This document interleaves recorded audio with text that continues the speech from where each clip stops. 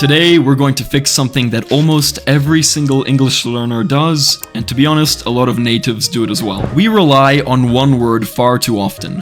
One word that shows up in conversations, presentations, and almost every aspect of our lives. This word shows up everywhere, and that word is very.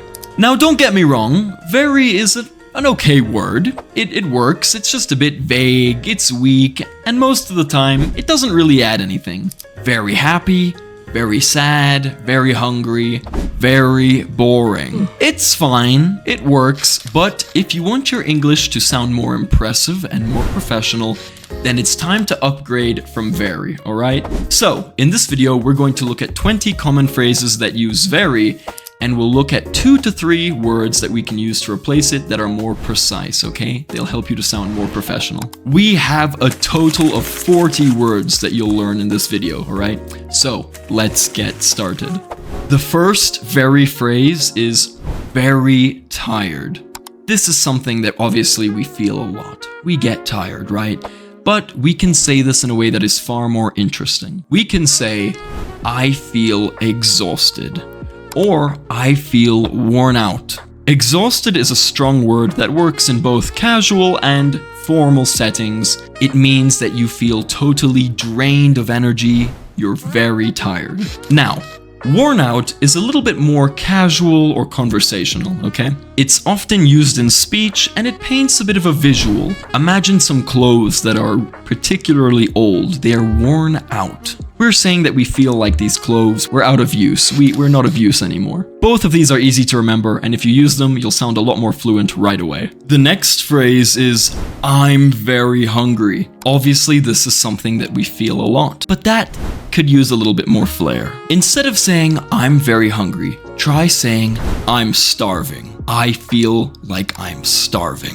Now, obviously, you aren't literally starving, but in English, in everyday conversation, we like to exaggerate a little bit. So it's totally okay to say that you're starving, even if you really only feel a little hungry, okay? You might say, I'm starving. What's for lunch? Or I feel famished.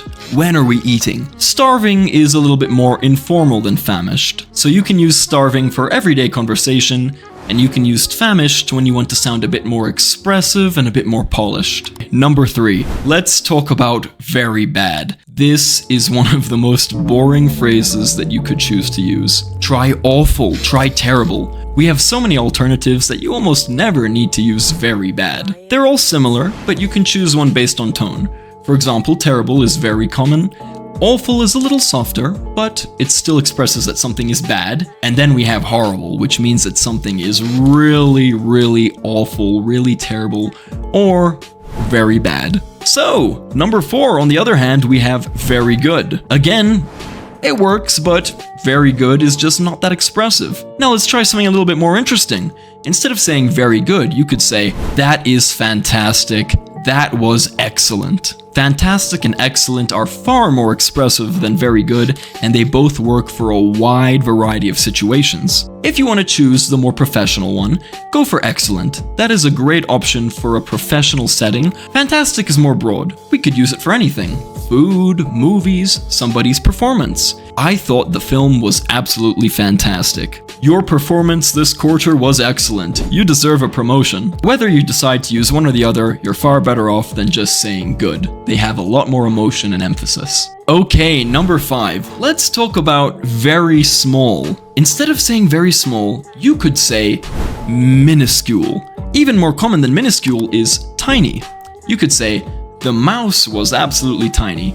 Yes, he was very small, but he's also minuscule. He's tiny. In general, tiny is easy to understand. It's a go-to for any situation. It's more emotive and expressive than very small, right? On the other hand, minuscule sounds a bit more formal. It's something that we would use a little bit less regularly. You'll see it in descriptive writing and presentations when we want to be very expressive. Both are great options, but tiny is generally the more common of the two. Let's move on to number 6, which is very big. We have 3 strong options here: massive, enormous, and huge. All three mean that something is quite large, but they carry slightly different meanings, slightly different tones. Huge is probably the most common option, and you'll hear it in everyday speech. This move was huge for her career. Enormous and massive are also fantastic options, and they could be used in a professional setting too. It was a massive investment, but it really paid off enormously for the company. Number 7 is very cold. You don't need to say very cold. You can say, I am freezing. Just use freezing. You could use it to talk about the weather, your food, your own body. Anything that is very cold, particularly cold, is freezing. For example, you might say, it's freezing in this room. Can we please turn on the heat? Now for number 8, let's flip the script and look at very hot, okay? If we have a liquid, try boiling. You can use it for the weather. We can say, it's boiling today.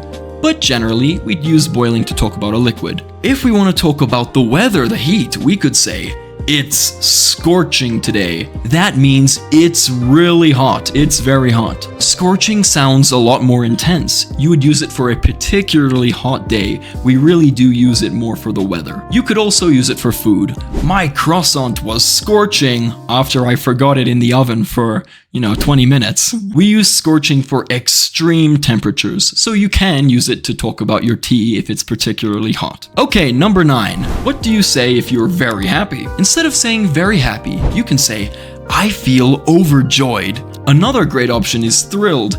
I'm so thrilled that you're here. Thrilled is a great all-purpose word. Whether you want to use it formally or casually, you can use it and not have to worry. I was so thrilled to hear about your new baby. That's wonderful for you. Overjoyed is a bit more emotional. I was overjoyed to have my baby in my arms for the first time. Right? It's very powerful. Okay, number 10, let's talk about very sad. There are 2 strong alternatives here. You could say, I felt devastated. I was totally devastated to hear the terrible news. Another option is heartbroken. I am heartbroken to hear about your sad news. I was totally heartbroken when my dog passed away. Devastated is for when we feel a deep, overwhelming sadness, a very intense sadness, and it's appropriate for casual and professional situations. He looked devastated after losing his job. Use these when you're feeling a deep sadness, not when you're just feeling down. If you feel just a bit sad, you can say, I feel down. Number 11, very scared. There are 2 vivid replacements for very scared,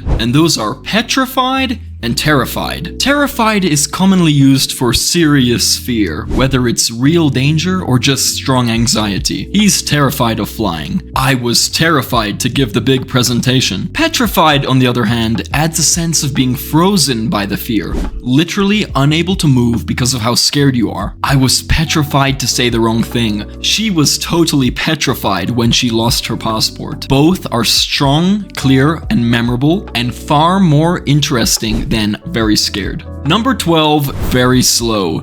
You can say sluggish. I feel so sluggish today. Sluggish, I'm sure, makes you think of a slug, right? A snail-like animal without a shell, which are very slow. It's especially useful for describing systems, machines, and how we feel. My laptop has been sluggish all morning. Ever since I woke up today, I felt so sluggish. It's a great word to add some precision, and it's a lot more captivating than just saying very slow. So number 13, very fast. If you want to say very fast, go with rapid or swift. Rapid is very commonly used in science and business contexts. For example, we saw rapid growth this quarter. Swift, on the other hand, is perhaps a bit more formal, and it sounds perfectly appropriate for professional speech. The company took swift action to address the issue. Both of these are going to help you avoid sounding vague, which very fast is. Okay, next up is number 14, which is very smart. Instead of saying very smart, try sharp or brilliant. Brilliant works brilliantly for academic, professional, or even creative intelligence. She was a brilliant designer. I'd never known a mind as brilliant as his.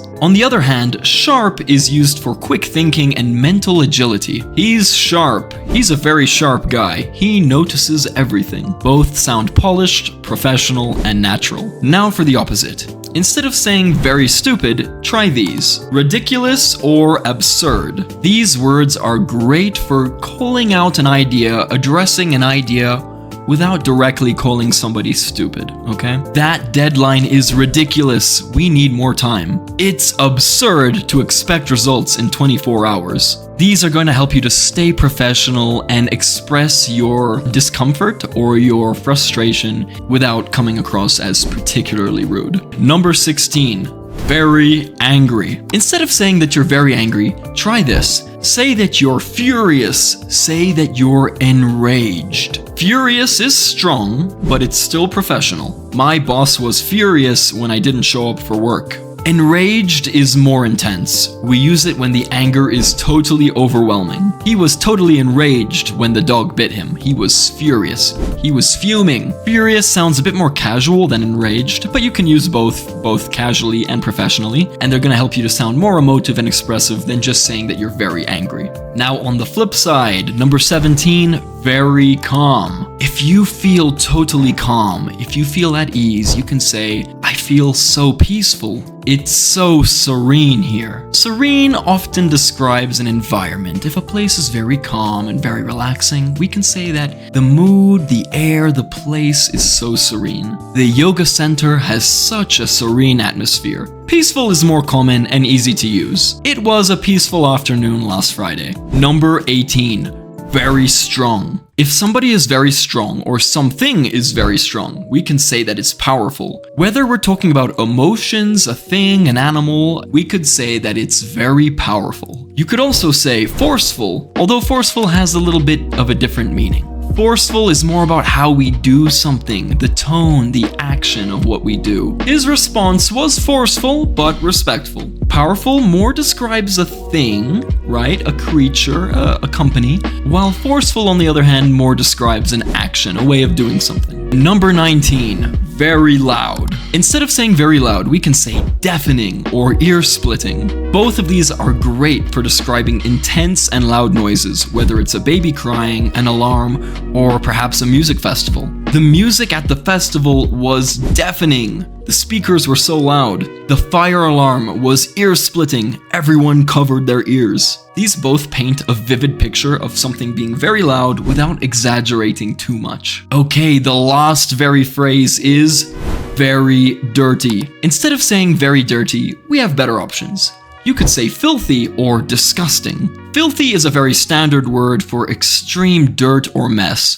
For example, the kitchen looked filthy after oil got everywhere. Disgusting, on the other hand, adds more emotion. When something is particularly unpleasant, perhaps the smell, the way something looks, or both, we use disgusting. The bathroom smelled and looked absolutely disgusting. The food looked disgusting. I couldn't eat it. I didn't want it. Okay, so there we have it. 40 new vocabulary words that you can use instead of very. These will take you far in helping you to sound more natural and confident in English without sounding too boring, without sounding very boring, right? If you'd like a free list of these words, you can find one in the description so you can practice them for homework. Of course, all the examples are included so that you can practice and understand in context. Now, here's the secret to helping you remember them. Go through the video again, and before I give you the other phrases, the other words, try to remember them yourself. Try to have them come to you naturally. That's how they're going to become ingrained in conversation, okay? That's how they're going to come to you naturally when you're speaking. Let me know in the comments which very word you'll be replacing, and make sure to write your example to help you remember, okay? Thanks for watching, and see you next time. Bye!